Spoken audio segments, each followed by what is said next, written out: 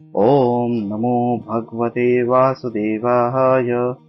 श्रीमद्भागवतम महापुराणम स्कंद तिसरा अध्याय पहिला. उद्धव आणि विदुर यांची भेट. श्री शुक म्हणाले, जी गोष्ट तू विचारलीस तीच सुख समृद्धीयुक्त असे घर सोडून वनात गेलेल्या विदुराने पूर्वी भगवान मैत्रेयांना विचारले होते. जेव्हा पांडवांचे सल्लागार सर्वेश्वर भगवान श्रीकृष्ण हस्तिनापूरला गेले होते, तेव्हा ते दुर्योधनाच्या महालात जाण्याऐवजी आपलेच घर समजून विदुराच्या घरी गेले होते. राजा परीक्षिताने विचारले, प्रभो, भगवान मैत्रेयांची विदुराशी भेट कोठे झाली आणि केव्हा त्यांचा संवाद झाला, ते आपण आम्हाला सांगावे. पवित्र हृदयाच्या विदुराने महात्मा मैत्रेयांना अगदीच काही साधा प्रश्न विचारला नसेल, कारण मैत्रेयांसारखा साधू शिरोमणींनाही त्यांचा आदर केला होता. सूत म्हणाले, राजा परीक्षिताने असे विचारल्यावर सर्वज्ञ शुकदेवांनी अतिशय प्रसन्न होऊन म्हटले, ते ऐका. श्री शुकाचार्यांनी म्हणाले, ज्यावेळी अंध राजा धृतराष्ट्राने अन्यायपूर्वक आपल्या दृष्ट पुत्राच्या पालन पोषण करतानाच आपला धाकटा भाऊ पांडू यांच्या अनाथ मुलांना लाखेच्या घरात पाठवून त्या घराला आग लावून दिली, तसेच ज्यावेळी आपली सून आणि महाराज युधिष्ठिरांची पटराणी द्रौपदीचे हिचे केस भर सभेत दुशासनाने ओढले, त्यावेळी द्रौपदीच्या डोळ्यातून अश्रुधारा वाहत होत्या आणि त्या धारांमुळे तिच्या वक्षस्थलाच्या लावलेल्या केसर वाहून जाऊ लागले. तरी सुद्धा धृतराष्ट्राने आपल्या मुलाला त्या कुकर्मापासून अडविले नाही. अन्यायाने द्रुतामुळे जिंकलेल्या सत्यपरायण आणि सरळ अशा युधिष्ठिराचे राज्य वनातून परतल्यावर अटीप्रमाणे त्याने परत मागितले, परंतु त्याचे वडिलोपार्जित राजा मोहवश झालेल्या धृतराष्ट्राने त्या अजात शत्रूला परत दिले नाही. महाराज युधिष्ठिराने पाठवल्यामुळे जगद्गुरु भगवान श्रीकृष्णाने कौरवांच्या सभेत सज्जनांना अमृतासमान वाटणारे भाषण केले. त्या म्हणण्याचा धृतराष्ट्राने मुळीच आदर केला नाही, कारण त्याचे सर्व पुण्यच नाहीसे झाले होते ना. नंतर सल्लामसलीसाठी जेव्हा विदुराला बोलावले गेले, तेव्हा सर्व मंत्र्यात श्रेष्ठ असा विदुराने राजभवनात जाऊन थोरले बंधू धृतराष्ट्राने विचारल्यावरून त्याला जो सल्ला दिला, त्या सल्ल्याचा नीतिशास्त्र जाणणारे लोक विदुर नीती म्हणतात. विदुर म्हणाला, महाराज, आपण अजात शत्रू युधिष्ठिराला त्याचा राज्याचा हिस्सा देऊन टाका. सहन करता न येण्यासारख्या आपण केलेले अपराध ही ते सहन करीत आहेत. ज्या भीमरूपी नागालाही आपण खूप घाबरतो, तो बदला घेण्यासाठी आपल्या छोट्या भावांसह मोठ्या क्रोधाने उपकार टाकीत आहे. पांडवांनी भगवान श्रीकृष्णांना आपलेसे करून घेतले आहे. ते यदुवीरांचे आराध्य दैवत यावेळी आपली राजधानी द्वारकापुरी येथे आहे. पृथ्वीवरील मोठमोठ्या राजांना त्यांनी जिंकून घेतले आहे आणि ब्राह्मण तसेच देवही त्यांच्या बाजूने आहेत. ज्यांचे आपण पुत्र मानून पालन पोषण करीत आहात, त्या दुर्योधनाच्या रूपाने तर मूर्तिमान दोषच आपल्या घरात घुसला आहे. हा श्रीकृष्णांचाच द्वेष करणारा आहे. म्हणूनच आपण श्रीकृष्णांना विमुख होऊन ऐश्वर्यहीन होऊ लागला आहात.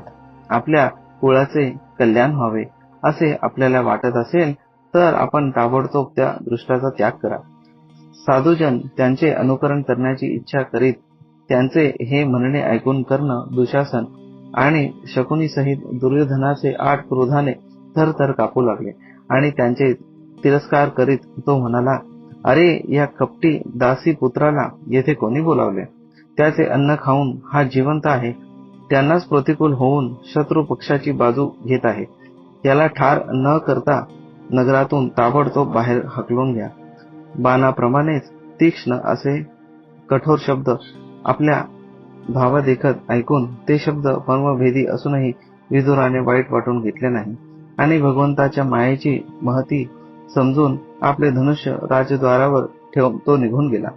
कौरवांना पुण्याईने मिळालेले तो महापुरुष हस्तिनापुरातून निघून पुण्य प्राप्त करण्याच्या इच्छेने पृथ्वीवरील भगवतचरांनी पावन झालेल्या तीर्थक्षेत्री संचार करू लागला. येथे श्रीहरी अनेक मूर्ती रूपात विराजमान आहेत. जी जी भगवंतांच्या मूर्तींनी सुशोभित असे तीर्थस्थाने, नगरे, पवित्र वने, पर्वत, लताकुंज, निर्मल पाण्यांनी भरलेल्या नद्या, सरोवरे इत्यादी होते. त्या सर्व ठिकाणी तो एकटाच विहार करीत होता, ज्याच्यामुळे आप्त आपल्याला ओळखू शकणार नाहीत अशा अवधूत वेशांमध्ये तो स्वच्छंदपणे पृथ्वीवर विहार करीत होता. तो शरीराला सुशोभित करीत नसे, पवित्र आणि साधे भोजन करी, शुद्धवतीने जीवन निर्वाह चालवी, प्रत्येक तीर्थात स्नान करी, जमिनीवर निद्रा करी आणि भगवंताच्या प्रसन्न करणाऱ्या व्रतांचे पालन करीत असे. अशा प्रकारे भारत वर्षात फिरत फिरत जेव्हा तो प्रभास क्षेत्रात पोहोचला, त्यावेळी भगवान श्रीकृष्णाच्या सहाय्याने महाराज युधिष्ठिर पृथ्वीवर एकछत्री अखंड राज्य करू लागले होते.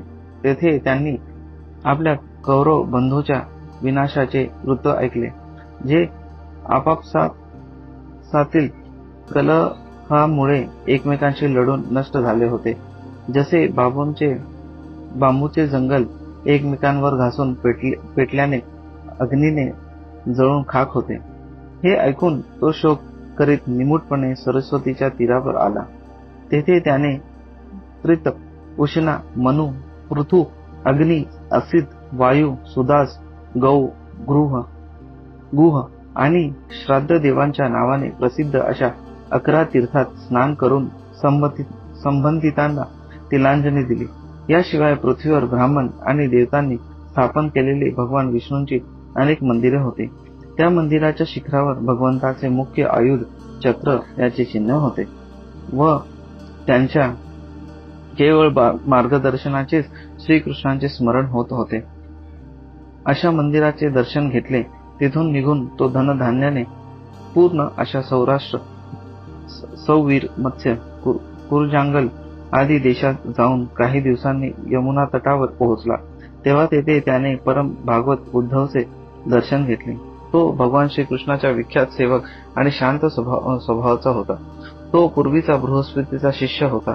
विदुराने त्याला पाहून प्रेमाने गाढ आलिंगन दिले आणि त्याला भगवान श्रीकृष्ण आणि त्याचे आश्रित असलेल्या सुजनांचे कुशल विचारले. विदुराने विचारले, पुराण पुरुष बलराम आणि श्रीकृष्ण यांनी आपल्या नाभी कमलातून उत्पन्न झालेल्या ब्रह्मदेवाची प्रार्थना ऐकून या जगात अवतार घेतला. ते पृथ्वीचा भार उतरविल्यावर सर्वांना आनंद देत आता श्री वसुदेवांच्या घरी सुखाने राहत आहेत ना? प्रिय उद्धवा, आम्हा कुरुवंशीयांचे परम सुधेय आणि जे नित्यप्रमाणे समान वागणुकीने उदारतापूर्वक पतीसह कुंती आदी आपल्या बहिणींना इच्छिलेल्या सर्व वस्तू देव आनंद देणारे पूज्य वसुदेव खुशाल आहेत ना? हे उद्धवा, जो पूर्वजन्मी कामदेव होता आणि ज्याला देवी रुक्मिणीने ब्राह्मणांची आराधना करून भगवंतांकडून प्राप्त करून घेतले, तो यादवांचा सेनापती वीर प्रद्युम्न सुखात आहे ना? सात्वन, ऋषी, भोज आणि दाशार्य वंशातील यादवांचे अधिपती महाराज उग्रसेन सुखात आहेत ना? त्यांनी राज्य मिळण्याची आशा पूर्णपणे सोडून दिली होती, परंतु कमलनयन भगवान श्रीकृष्णांनी त्यांना पुन्हा राजसिंहासनावर बसविले. हे उद्धवा, आपले पिता श्रीकृष्ण यांच्याप्रमाणे सर्व योद्ध्यांमध्ये अग्रगण्य असणारा श्रीकृष्ण पुत्र सांब कुशाल आहे ना? हे पार्वती पुत्र कार्तिक स्वामी होते. अनेक व्रते करून जांबवतीने त्यांना जन्म दिला होता. अर्जुनापासून रहस्यांसह धनुर्विद्येचे शिक्षण घेतलेल्या सात्विक सुखरूप आहेत ना? योग्यांनाही दुर्लभ अशी भगवत भक्ती सात्किल्या श्रीकृष्णांच्या सेनेचेच सहज प्राप्त झाली. भगवंतांच्या शरण गेलेल्या निर्मल अंतःकरणाचा बुद्धिमान अक्रूर प्रसन्नचित आहे ना? तोच अक्रूर श्रीकृष्णांची चरणचिन्हे उमटल्यावर मार्गावरील धूळ धुळीत प्रेमाने अधीर होऊन लोळू लागला होता. देवमाता अदितीप्रमाणेच साक्षात भगवान विष्णूंची माता भोजवंशी राजा देवकाची मुलगी देवकी आनंदात आहे ना. जसे तिन्ही वेद यज्ञ विस्तार रूप अर्थाला आपल्या मंत्रांमध्ये धारणा करतात, त्याप्रमाणेच देवकीने भगवान श्रीकृष्णांना आपल्या गर्भामध्ये धारण केले होते. आपल्या भक्तांच्या कामना पूर्ण करणारे भगवान अनिरुद्ध सुखरूप आहेत ना. त्यांच्या वेदशास्त्रांचे मूळ कारण आणि चित्त, अहंकार, बुद्धी व मन या अंतःकरणाचे चतुष्टांच्या चौथ्या तत्वांचा मनाचा अधिष्ठाता समजले जाते. हे उद्धवा, आपले हृदयेश्वर अशा भगवान श्रीकृष्णांचे अन्य भावाने अनुकरण करणारे हृदिक सत्यभामेचा पुत्र चारुदेशन, गद इत्यादी सर्वजण सुखरूप आहेत ना. अर्जुन आणि श्रीकृष्ण हे आपलेच दोन्ही हात असल्याचे समजणारे त्यांच्या सहाय्याने महाराज युधिष्ठिर धर्म मर्यादाचे न्यायपूर्वक पालन करीत आहेत ना. मयसभेमध्ये त्यांचे राजवैभव आणि विजय पाहून दुर्योधनाचा जळफळाट झाला होता. अपराधी लोकांच्या बाबतीत अत्यंत असहिष्णू असलेल्या भीमाने सापाप्रमाणे दीर्घकाल टिकणारा आपला क्रोध सोडला की नाही. जेव्हा ते गदायुद्धात वेगवेगळे पवित्र येत असे त्यावेळी त्यांच्या पायाचे आघात धरती सहन करू शकत नसे. त्यांच्या बाणांच्या जाळ्यात झाकले गेलेले आणि बिलाचा वेश घेतल्यामुळे कोणालाही ओळखू न येणारे भगवान शंकर प्रसन्न झाले होते. तो सेनापतींचे यश वाढविणारा गांडीव व धनुष्यधारी अर्जुन सुप्रसन्न आहे ना. आता तर त्यांचे सर्व शत्रू संपले असतील. पापण्या ज्याप्रमाणे डोळ्यांच्या रक्षण करतात, त्याप्रमाणेच कुंतीचे युधिष्ठिर आदी पुत्र ज्यांच्या नेहमी सांभाळ करतात आणि कुंतीनेच त्यांचे लालन पालन केले, ते नकुल आणि सहदेव कुशल आहेत ना.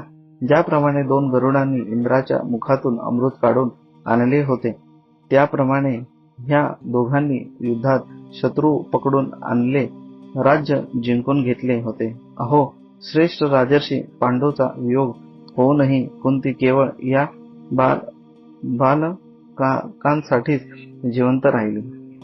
ज्या महारथी अद्वितीय वीर पकडून केवळ एक धनुष्य घेऊन एकट्यानेच चारी दिशा जिंकल्या होत्या. हे उद्धवा, ज्याने पांडवांच्या रूपाने आपल्या परलोकवासी भाऊ पांडूंचा द्वेष केला आणि आपल्या मुलांच्या होकार मिळवून आपल्या हितचिंतक असलेल्या मला नगराबाहेर घालवून दिले, ते धृतराष्ट्र अंधपतनाकडे जात आहे हे पाहून मला फार वाईट वाटते. परंतु मला या गोष्टींचे बिलकुल आश्चर्य वाटत नाही. जगद्विधाता भगवान श्रीकृष्णच मनुष्यासारख्या लीला करून लोकांची मनोवृत्ती भ्रमित करतात. मी तर त्यांच्याच कृपेने त्यांचा महिमा पाहत इतरांपासून दूर राहून आनंदाने विहार करीत आहे. जरी कौरवांनी अपराध केले असले तरी भगवंतांची त्यांची अशासाठी उपेक्षा केली की त्यांच्या बरोबरीने जे दुष्ट राजे धन, विद्या आणि जातीच्या मदाने अंध होऊन कुमार्गाने जात होते आणि वारंवार आपल्या सैन्याच्या बळावर पृथ्वीचा थरकाप उडवीत होते, त्यांनाही मारून आपल्याला शरण आलेल्याचे दुःख ते नाहीसे करून इच्छित होते. उद्धवा, भगवान श्रीकृष्ण जन्म आणि कर्मरहित आहेत, तरी सुद्धा दुष्टांचा नाश करण्यासाठी आणि भक्तांचा आपल्याजवळ आणण्यासाठी त्यांची दिव्य अशी जन्मकर्म होतात. नाही तर दुसरा असा कोण आहे की जो गुणांच्या पलीकडे गेलेला असूनही या कर्मबंधनात पडू इच्छित. म्हणून मित्रा, ज्यांची अजन्मा असूनही आपल्याला शरण आलेल्या सर्व लोकपाल आणि अज्ञाधारक भक्त त्यांचे कल्याण करण्यासाठी यदुकुळात जन्म घेतला आहे. त्या पवित्र कीर्ती श्रीहरींच्या कथा मला ऐकव. अध्याय 1 समाप्त. हरिओम तत्सत.